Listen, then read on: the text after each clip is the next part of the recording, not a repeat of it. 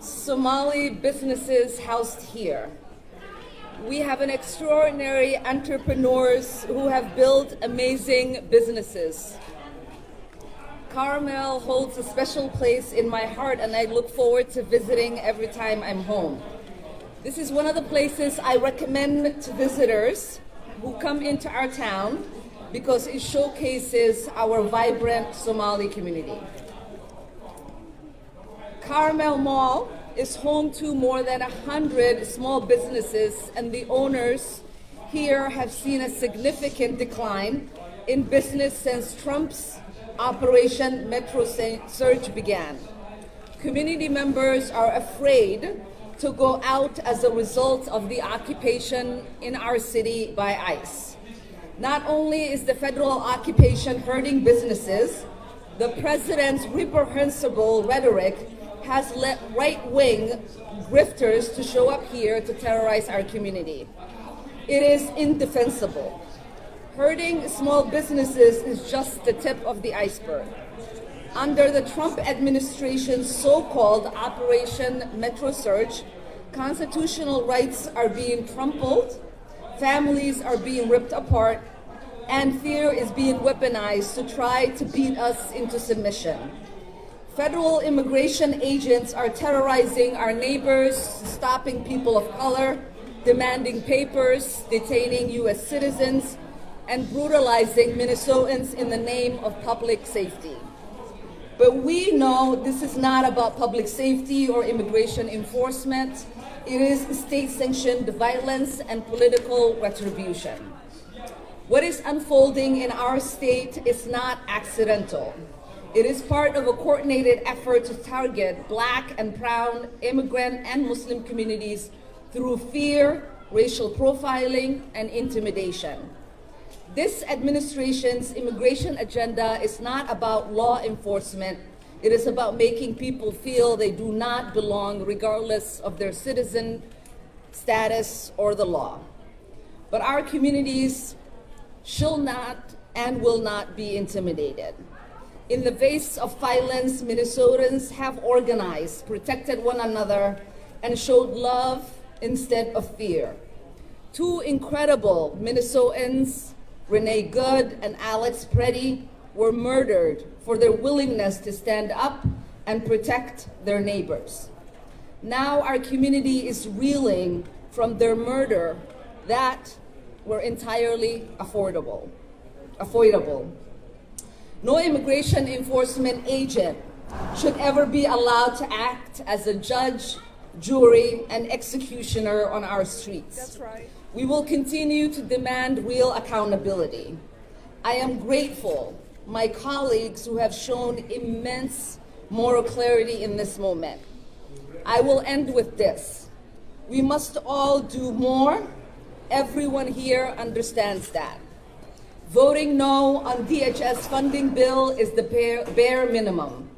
Backing the resolution to impeach Kristi Noem is the bare minimum. Holding law-breaking ICE agents legally accountable is the bare minimum. We must abolish ICE. This moment demands it. And next, I want to introduce my dear friend and colleague, Congresswoman Ayanna Pressley. Thank you, Ilhaan. Earlier today, we visited the sacred space where Alex Preddy was executed in broad daylight. An unarmed citizen whose last words were, "Don't hurt her." One of the many tributes that was at that memorial invoked a scripture that I love as a woman of faith, and it's Isaiah chapter 1, verse 17. Do right, seek justice, defend the oppressed. And that is what brings me here today. Do right, seek justice, defend the oppressed.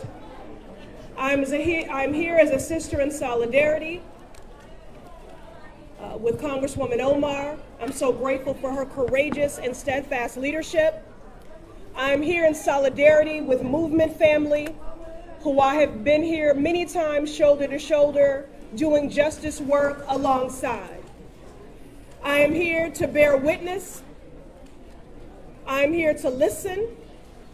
And I'm here to help people process their grief and their trauma. You know, we all understand that elections have consequences. But for the life of me, what I cannot understand is that when someone has a House, a Senate majority, has the White House, and accomplices in the Supreme Court, why, when you have all of that power, you would use it to enact harm on every person who calls this country home? We have an occupant in the Oval Office who traffics in hate, is hell-bent on inflicting hurt and harm and trauma on everyone who calls this country home, with a laser focus on our most vulnerable. He is governed with malice and used ICE agents to terrorize our cities, rip families apart, operating with impunity. Rogue masked agents who violate people's rights in the name of so-called law and order. Yet they detain, deport, and kill our neighbors in cold blood without due process. To be clear, none of it has kept anyone safe, because it has nothing to do with public safety.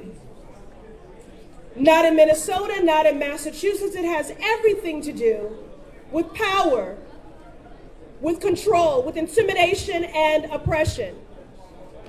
Earlier today, I met immigrants who make this country great, who make this state great, who fled authoritarian regimes in Colombia, Venezuela, Syria, and Nicaragua. They came here for a better life and to make positive contributions, which they do. And they are so traumatized to be seeing in real time the very authoritarian, fascist, and cruel actions that they fled showing up here in Minnesota and in this country. All this has done is traumatize children, delay cancer patients' chemotherapy, devastate small businesses, and leave beloved community members like Renee Good and Alex Preddy dead on our streets. The last time I was here at Karmel Mall, we broke bread together amongst bustling shoppers. It was vibrant, and we laughed over sambusas and drank Somali tea together. Today, it is quiet. Oh. Today, it is quiet. It is quiet because of fear. When we were at Midtown Global Market earlier today, what is it, Lakeside? Mm-hmm. We learned that Lake Street, home to some 2,000 businesses, majority of which are owned by immigrants, that they are losing $30 million a month. Those are the sort of contributions that immigrants have been making to this economy. I don't know what to do about that. Yeah, they're saying it's just. They said to take it out. It's better. Okay, all right. Okay. Sorry. All right, that's okay. So the point is, this is devastating families and devastating the economy here. That's why we're here today, to stand in community, to choose community over chaos and cruelty. We're here because although there can never be justice, because true justice would mean that Renee Good and Alex Preddy and Keith Porter would still be alive. I'm not sure, guys, what to do here. But there must be accountability. Don't use the mic. Don't use the mic. Okay. Listen, I'm the granddaughter of a Baptist preacher. I have no problem projecting. Can you all hear me? Okay, so if you want to have church, we will have church. And I mean real church.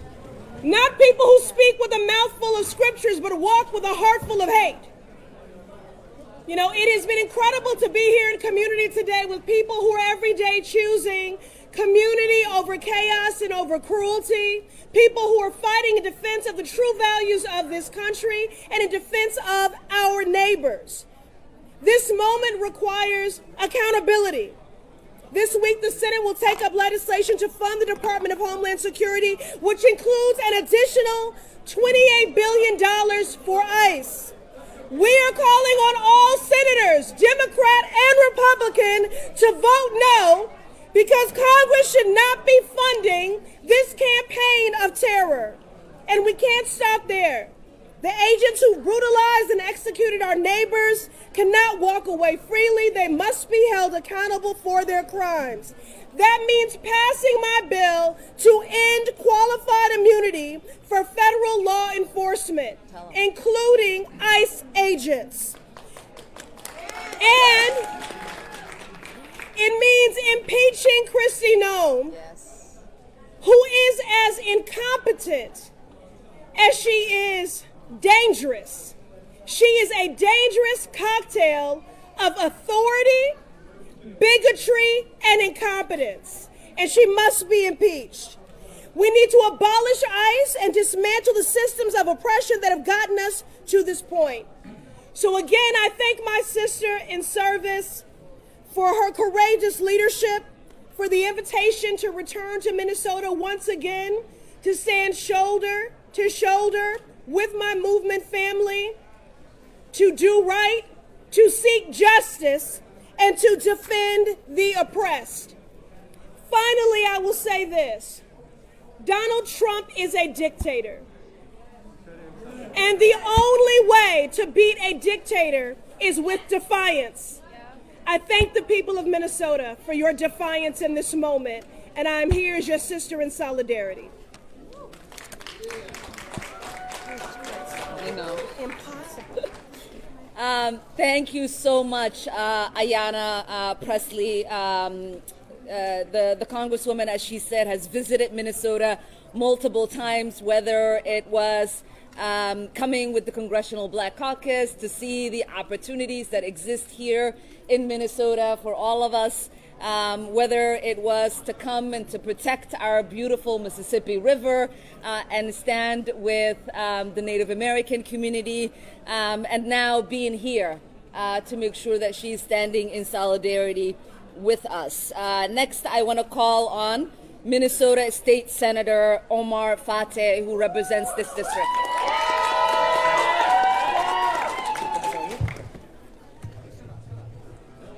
Don't use it? Don't use it? Okay. Give it a try. Give it a try. Testing, is this good? They said no. They said no. How about this? Nothing, not even. Mine should pick you up. Testing, testing. It's in and out. In and out. I tried. Thank you, members of the public, members of Congress, Congresswoman Ilhaan Omar and Congresswoman Pressley, and local leaders for joining us here today. As an elected of this local neighborhood in the Senate, I think we all know what's happening here is harmful and unacceptable. We can all see and call out the brutality that ICE agents, when we see it on the streets and on camera. But here's what's also brutal. Closed shops and quiet hallways here in the Karmel Mall. That means small business owners and workers losing out, missing the money that keeps them in business and their bills paid here and in their homes. One of the freedoms Americans value is the freedom of fear, freedom from fear. And it is the fear of harassment, unlawful arrest, and abuse that's keeping Minnesotans in their homes right now. We need ICE, Border Patrol, and unwelcome federal agents to leave our state and to go back to where they belong. And that's testifying in front of Congress about what they've done here and who sent them. And they should be charged for their abuse of power. Yes. District 62 has been a lot, and that's the district that I represent. It's been through the death of George Floyd, the murder of George Floyd, the recovery from being one of the hardest hit districts from COVID-19 pandemic. It's the district in which both Renee Good and Alex Pretty has been murdered at the hands of federal ICE agents. In response to that, we've seen that our neighbors have stood up. Our neighborhoods have formed response groups. They've taken to the streets to peacefully observe and to fight back peacefully. And what we've seen time and time again is that we have the full force of the federal government putting its weight on our state and on our city. $170+ billion in this operation in a time in which they've been gutting healthcare, in a time in which they're saying there's no money to support our folks struggling with housing or our small businesses, but they have the money to arrest and detain not only our immigrants, but U.S. citizens unlawfully. And so we've seen these racist tactics from our federal government in the past. I'm the son of immigrants from Somalia. My father immigrated here before I was born in 1963 to Montana. He immigrated here the same year as the racist statement from George Wallace, in which he said, segregation now, segregation tomorrow, segregation forever. And now we're seeing that same racist tactics, it seems like coming full circle from our federal government. But we are stronger than that. And instead of our federal government wanting to make an example out of Minnesota, instead we have set an example for the nation. We've set the example of how to fight back and how to push back. And so right now, what we're calling for our congressional members and our leaders to do is that, number one, do not fund the DHS bill, to impeach Kristi Noem, to abolish ICE, and for our governor to enact a moratorium on evictions. And so with that, I want to thank you all, and I'll pass it off to my sister, Representative Aisha Gomez.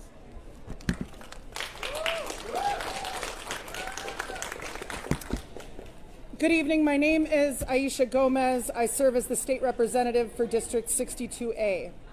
We're in District 62A now, and as Senator Fata pointed out, we both represent the area where Renee Good was murdered and where Alex Pretty was murdered. Today is day 58 of the invasion of our city and our state by masked secret police acting on behalf of a totalitarian, authoritarian regime on the march. Yesterday, 22 neighbors were charged by complaint in federal court with resisting or impeding ICE. This morning, more than a dozen of them turned themselves in, had a hearing, and are now released. Attorney General Bondi tweeted out their names and photographs of them,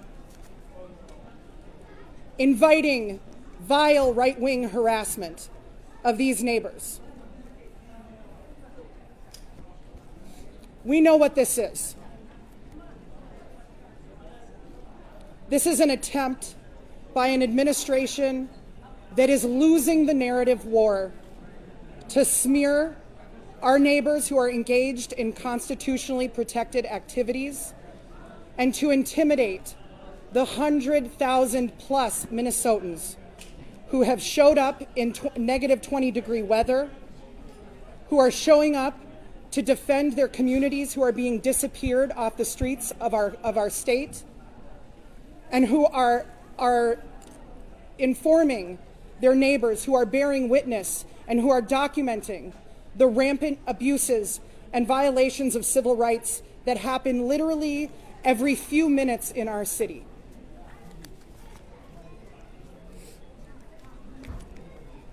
But they don't know Minnesotans. For the last 58 days, our communities have lived under siege. And for people who don't live here, I think it's sort of an abstraction. but parents walking their kids to school see people kidnapped off the streets. Families are sheltering in place and not going to work, not opening their businesses, not going shopping, not going to medical appointments. You can imagine the cascading impacts of this on one small community.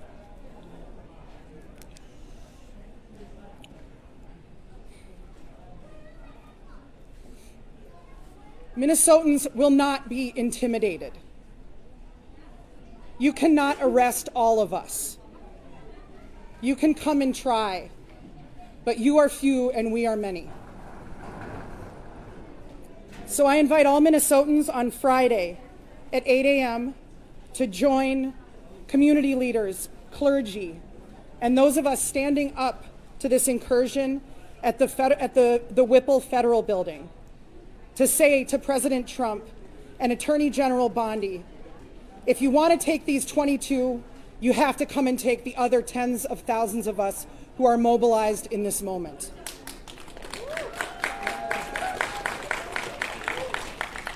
That same day, Friday, January 30th, there is a nationwide shutdown, and we will be gathering in downtown Minneapolis at 2 p.m.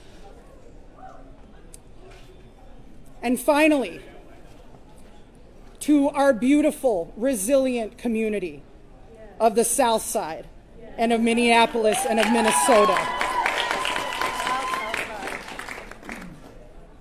We all work for you, and I can speak for all of us and say that we have never been so proud to be Southsiders in our whole lives.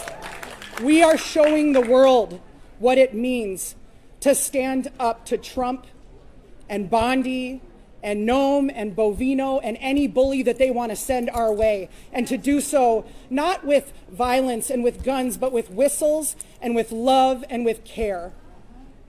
And we're going to continue. Thank you. Now we will hear from Minnesota State Representative Anam Mahmoud, who is one of the newest members of the Minnesota House. I just want to say thank you to Representative Omar and Presley for standing here today with our communities.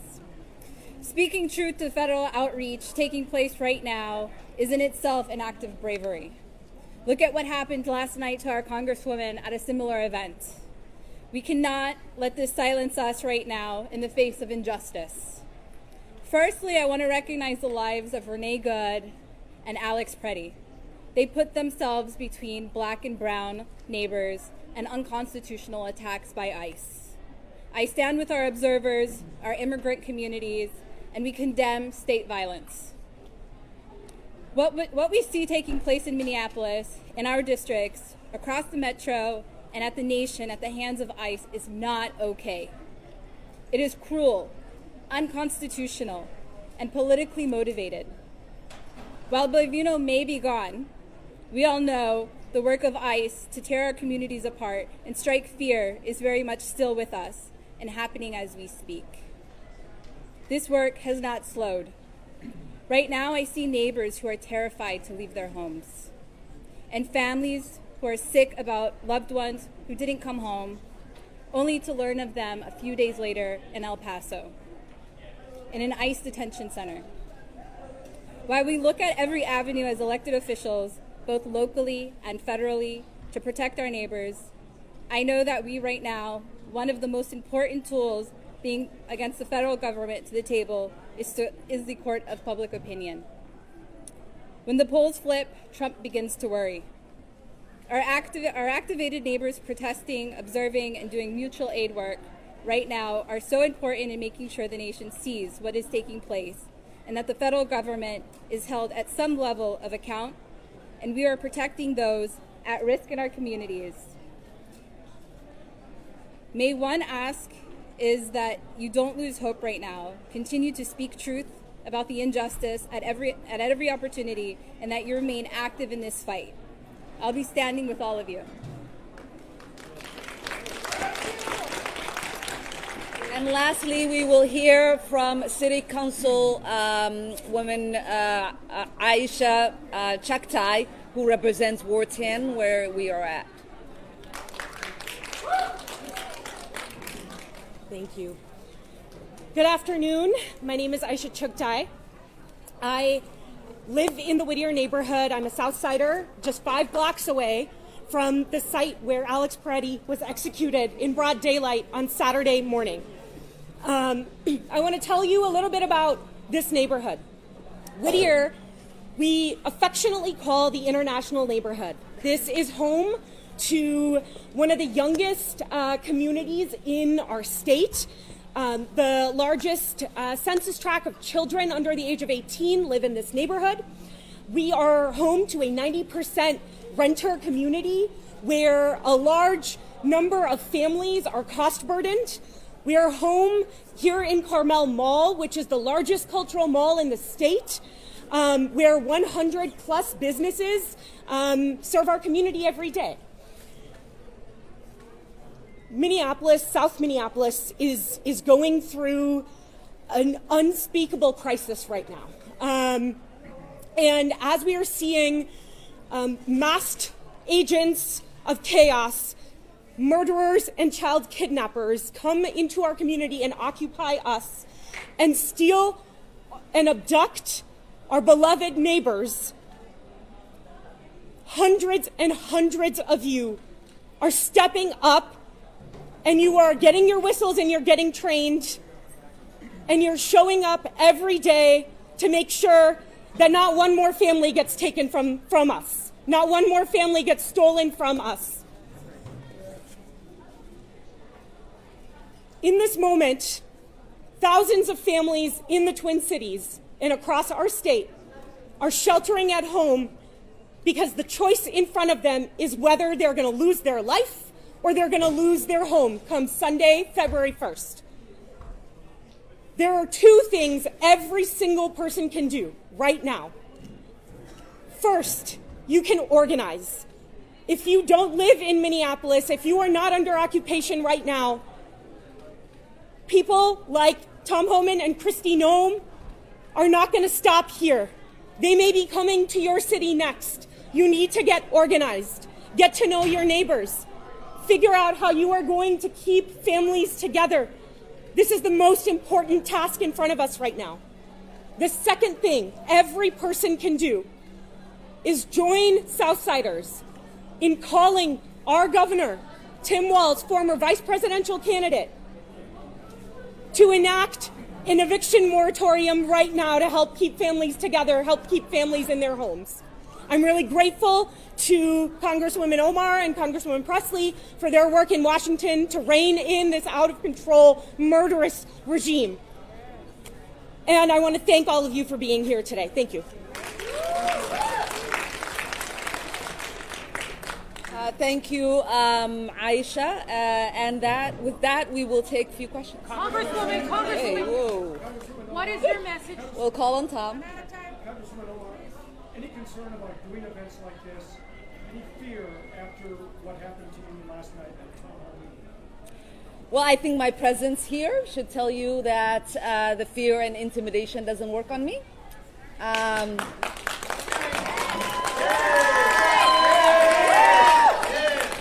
And you know, you and I have talked about this many a times. This the president's rhetoric, the attacks from him since I've gotten into public office from the right wing has always been really to stop me from being in public service, to intimidate me, to make me want to quit.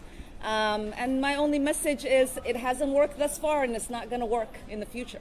Congresswoman. For what happened last night, I'm wondering what, if anything, you heard from your Republican colleagues. You know, blame is very interesting, but facts are more important.